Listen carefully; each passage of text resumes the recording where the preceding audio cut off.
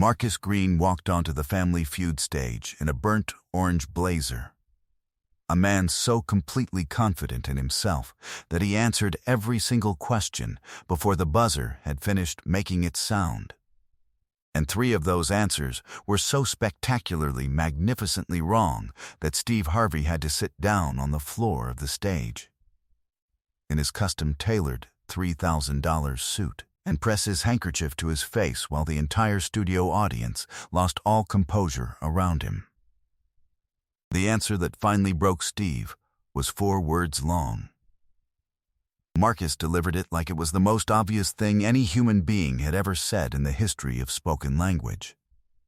And Steve Harvey, who has been doing live television for more than 3 decades and thought he had, by this point in his career, truly heard everything, could not speak for a full 22 consecutive seconds.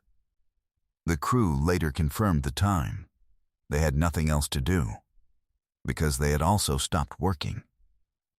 It was a Tuesday afternoon in Atlanta, Georgia, October 14th, and the Family Feud studio was electric in the particular way it gets when the audience can sense, before the game even begins, that something exceptional is about to happen. Not exceptional in the usual Family Feud sense of a strong score or an emotional moment. Exceptional in the sense of a man who is absolutely, completely, 100% committed to answers that are completely, absolutely, 100% wrong, and who will defend each of those answers with the confidence of a man who has never once been told he was mistaken, and fully intends to continue living that way. The Green family from Memphis, Tennessee had brought enough combined personality to power a mid-sized city through a winter. Marcus, 42, a warehouse supervisor, stood at the center podium with the posture of a man who had been rehearsing for this exact moment in his bathroom mirror since approximately 1998. His wife Denise stood to his left, already slowly shaking her head at things Marcus had not yet said, which suggested a 20-year familiarity with his reasoning process. To his right stood Marcus's sister Patrice, 46, a school librarian, arms already folded, expression already set to a permanent mild disapproval that suggested she had driven 9 hours from Memphis and would be keeping a running tally. Behind them were Marcus's nephew Deshawn, 17, and his cousin Reggie, 39, who had the look of a man who had already made peace with whatever was about to happen. On Steve's right, the Okafor family from Houston waited with the calm, quiet energy of people who had correctly assessed that they would not need to do very much this afternoon. They had brought their A-game. The competition had brought something entirely different. Steve looked at both families, straightened his tie, adjusted his cuffs, and grinned the way he grins when he can already see the shape of an episode before the first question has been asked. "All right," he said. "Let's play the feud." But nobody in that studio knew what Marcus Green was about to say. The first question was perfectly straightforward. The kind of question that appears in season 1 of a game show because it was assumed to be easy. Name something you find in a doctor's office. Marcus slammed the buzzer before the question was finished. He was ready. He had been ready since 1998. He leaned into the microphone. "A doctor," he said. Steve stared at him with the specific look of a man who has heard something and is waiting for the rest of it. There was no rest of it. "A doctor," Marcus repeated, nodding, satisfied. "That's what I said. You asked what you find in a doctor's office. A doctor, that's what you find there." Steve turned very slowly to look at the survey board. The board revealed examination table, waiting room chairs, magazines, stethoscope, receptionist. Steve turned back to Marcus just as slowly. "Marcus," he said, quietly, with the patience of a man who has made a decision not to rush this moment. The survey asked 100 people. None of them said a doctor. Marcus looked at the board. He looked at Steve. Then the survey, Marcus said. Didn't ask common sense. The audience erupted. Steve placed his cards on the podium very deliberately, the way a person places something down when they have decided they are not picking it back up for a while, and walked a small, contained circle, like a man looking for an exit in a room that has none. The next question came, and Marcus's wife Denise stepped forward with the energy of a woman who had watched this situation develop for 2 decades and had decided that today was the day she would restore the family name. Steve asked, "Name a word that rhymes with cat." Denise gripped the buzzer with both hands. She considered the question. Steve nodded encouragingly. Denise leaned in. She said, with full conviction caught. Steve Harvey's smile didn't just disappear, it left the building. He turned his head very slowly to the left, the way a person turns their head when they have heard a language they do not recognize and are attempting to locate the source. "Cot," he said. "C-O-T, ma'am. Cot rhymes with got. Cot does not rhyme with cat." Denise held up one finger. "Steve, cot, cat. They both end in a T." Steve took off his glasses and rubbed his eyes with his entire hand, slowly, thoroughly, the way a man rubs his eyes when he is not rubbing his eyes but is in fact buying himself the 3 seconds he needs to find a response. "Ma'am," he said carefully, "I need you to say both words out loud, one after the other. And I need you to listen to yourself while you do it." Denise looked at him. She said, "Cot." Cat. There was a pause. She considered the sounds she had just made. "Close enough," she said. Steve sat down on the edge of the stage. Not in a chair, because there was no chair at the edge of the stage. On the floor. The audience was in complete chaos. Patrice, from the family row, had covered her face with one hand. The crew members had stopped everything they were doing because there was no longer any reason to do it. But that wasn't even the part that made Steve cry.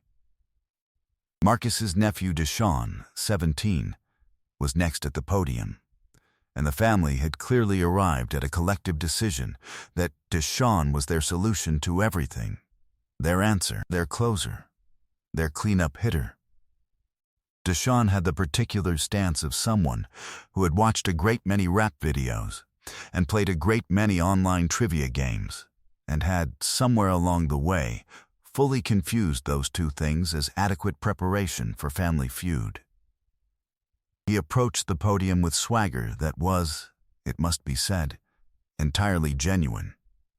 He was not performing confidence. He actually had it. Steve looked at him. "What's your name, young man?" Deshawn said his name. "How old are you?" 17, Steve repeated. "All right, I'm going to ask you a question, and I need you to give me an answer that 100 people agreed on. Can you do that?" Deshawn pointed at Steve. "Watch me." Steve asked, "Name something you do before you go to bed." Deshawn closed his eyes. He was accessing something deep. His face went through a subtle series of expressions, consideration, elimination, selection, and then he opened his eyes. "Charge my phone," he said. Steve stared at him. The board lit up. Charge phone appeared at number 3 with 27 points. The audience erupted. Deshawn spread his arms wide. He pointed at Steve with both fingers simultaneously. "See that? You see that right there? I know things, Steve." Steve was laughing so hard his shoulders were visibly shaking. "Boy," he said, "I thought you were about to say something that was going to make me call your parents. I thought we were done. But you came through." He pointed back at Deshawn. "You came through." The Green family rallied around this success with the energy of people who had been in a hole and have just been handed a shovel. The score was still very much in play. Patrice stepped forward for the next question.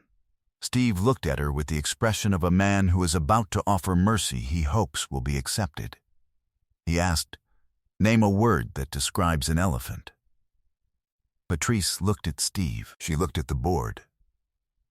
She looked back at Steve. Big, she said. Clean, simple, correct. The board confirmed it at number 2. The audience applauded with the particular warmth reserved for a correct answer that arrives after a long stretch of incorrect ones.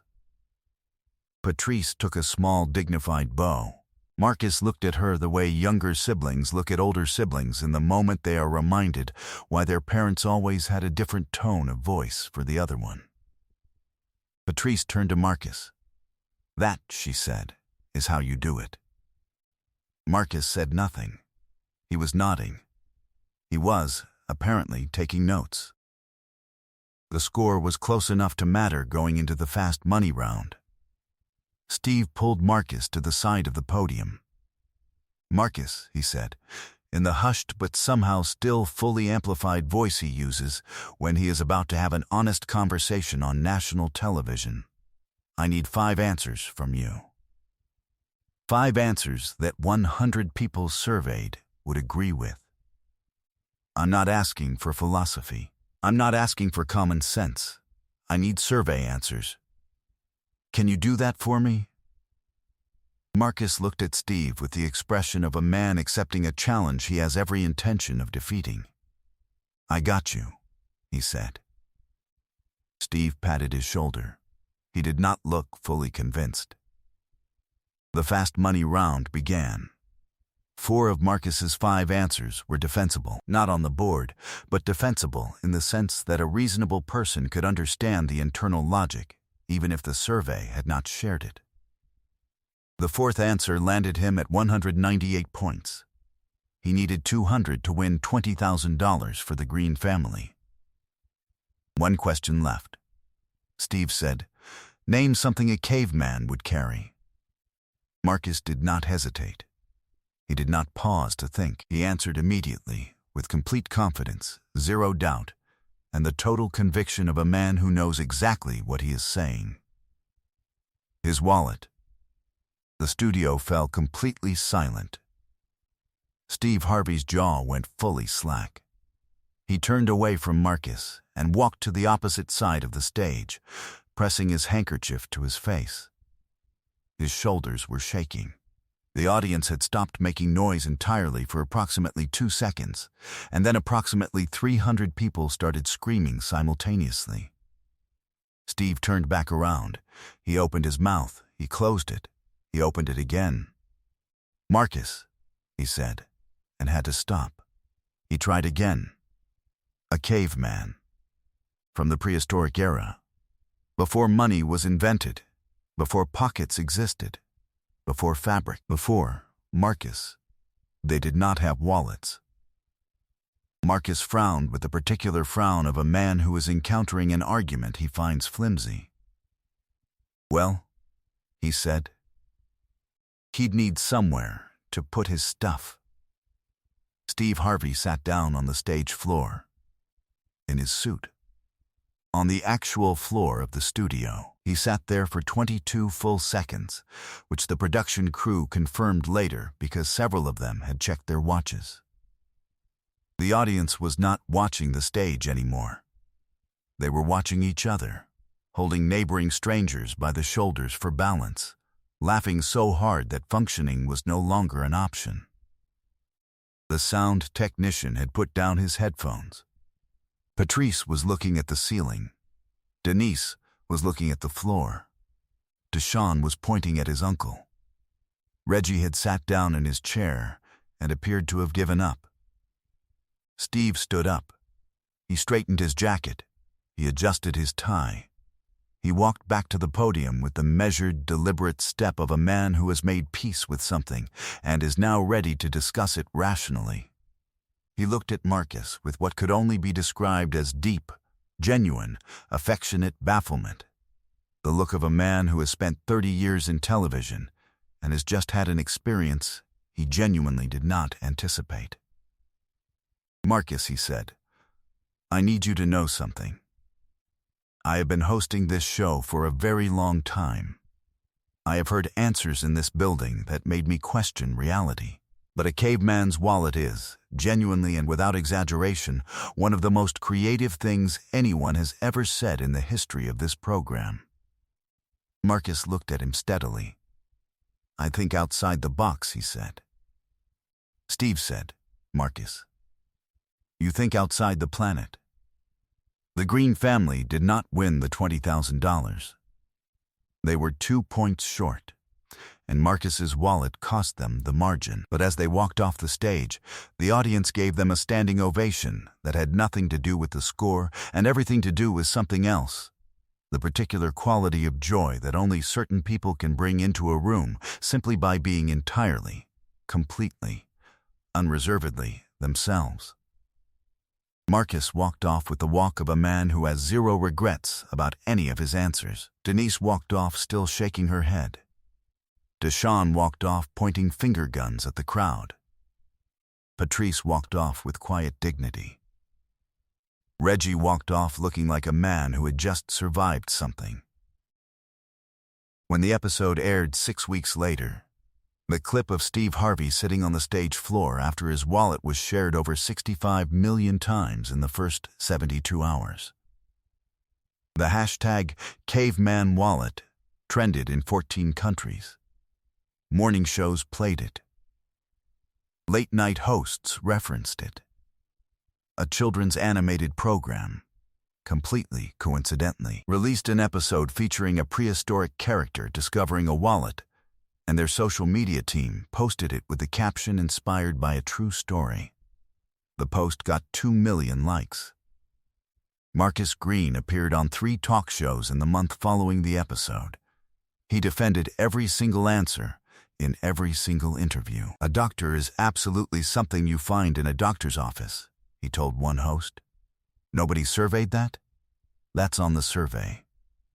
When asked specifically about the caveman wallet, he said, "Cavemen had things. Things need somewhere to go. The logic is sound." The host's response was not audible over the audience.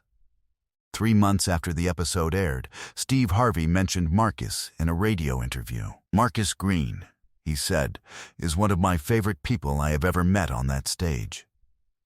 Not because he was right, he was not right, but because he was so completely, utterly, magnificently sure of himself every single time.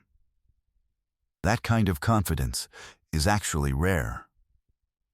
The world would be a smaller place without people who are just, that committed to their own understanding of things." A year after the taping, Marcus started a community trivia night at his local church in Memphis. He named it the Think Outside the Planet Trivia Night, which was taken directly from Steve's comment. 40 people came the first week. By month 6, over 200 people were showing up every Wednesday. He sent Steve a photograph of the sign. Steve posted it on his social media. It received 4 million likes. In the comments, someone wrote, "Marcus Green is living proof that being confidently wrong can change your life." Marcus responded, "I was not wrong. The survey was limited." The comment got 80,000 likes. Today, Marcus Green is something of a quiet legend in South Memphis. A man whose name became a shorthand for the particular courage it takes to answer a question on national television without letting the possibility of being wrong interfere with the quality of the answer. He coaches youth basketball. He tells the kids, "Always give your answer. The worst thing you can do is give someone else's answer and get it wrong anyway. At least your answer is yours." He tells them this at the beginning of every season, before the first practice drill, and they look at him the way 12-year-olds look at adults, who say things they don't fully understand yet, but will remember for the rest of their lives.